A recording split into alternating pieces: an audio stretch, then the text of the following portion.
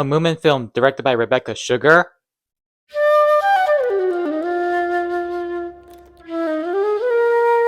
So recently, it's been announced that there's a Moomin film currently under production, and it's going to be directed by Rebecca Sugar, who is famous for creating the Cartoon Network show Steven Universe. As for the production company, it'll be the same company that's behind the movie Nimona, called Annapurna Pictures. This will actually be the first Moomin media that'll be made in the US. This will also be the first Moomin movie after Moomins on the Riviera in 2014. So you may be wondering, what were my thoughts on this when this news came out? Well, I for one was surprised that Rebecca Sugar was into the Moomin franchise to begin with, let alone will eventually be the one that will direct the Moomin movie in the future. I don't exactly remember her giving a shout out to the franchise in the past. But lo and behold, she made a post on Instagram saying that she had a Moomin mug with her as she worked on Steven Universe. So, cat's finally out of the bag. So this begs the question, what would a Rebecca Sugar Moomin movie look like? First of all, I can say with full confidence that the movie would not be 3D like Moomin Valley is. The reason being is that Steven Universe was not in 3D, and neither was Nimona. But one aspect of Steven Universe that made me ask myself if it will be incorporated into the Moomin movie is if the Moomin movie would be a musical like Steven Universe was. Not to mention, Rebecca Sugar herself is a musician, and she posts a lot of songs on her YouTube channel. Even though there had been Moomin stage musicals in the past, and are still going on today, I personally would not want the Moomin movie to be a musical where the characters are singing in the middle of the movie. However, I do believe that Rebecca Sugar's music style fits in well with the vibe of Moomin Valley. So I can see her busting some killer songs in the background.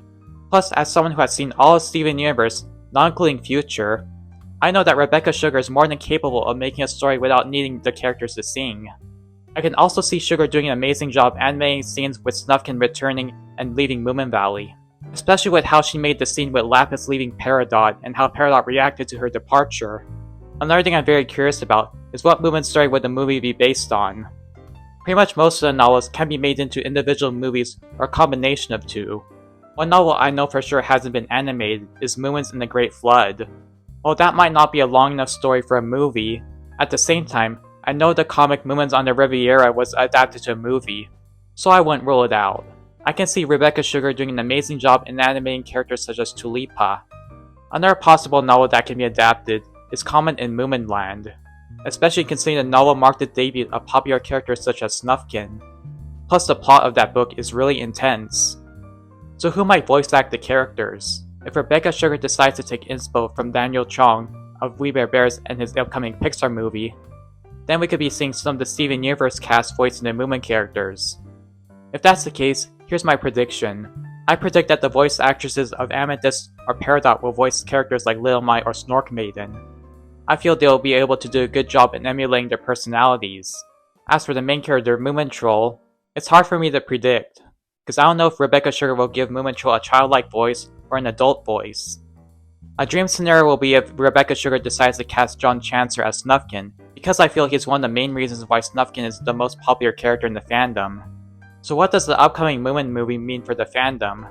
Well, I would say there will be more interest in the Moomin franchise in the US. Throughout the past few years, Moomin has creeped into the US markets. In 2023, the main US bookstore chain Barnes & Noble started putting Moomin books on their bookshelves. In fact, they made some decorated displays of them.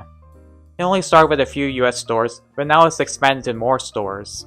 Even one of my nearby Barnes & Noble had a Moomin display. This year, Brooklyn Public Library had a Moomin exhibit that transformed a huge chunk of the library into a Moomin display. If that's not enough, a Moomin story got published by the American book publisher Little Golden Books for the first time. For those who do not know Little Golden Books, these books might ring a bell. And recently, Round 1 has started to give out Moomin game cards in certain locations. So could we be seeing a Moomin boom in the US? It's debatable. I can also see the fandom attracting a brand new audience. Steven Universe already has a dedicated fan base. At the same time, I fear the new interest in the Moomin franchise can be a breeding ground for the toxicity and cliquishness I've seen in other fandoms. Especially the fans that have blown up massively in the past. And of course, it might change the Moomin fandom as we know it. But despite all this, I am looking forward to the new Moomin movie, especially how it will be made. And I'm glad more people are taking interest in this amazing franchise. What are your thoughts on the upcoming Moomin movie? Which Moomin story do you think it will be based on? Let me know in the comments, and with that, see you in the next video.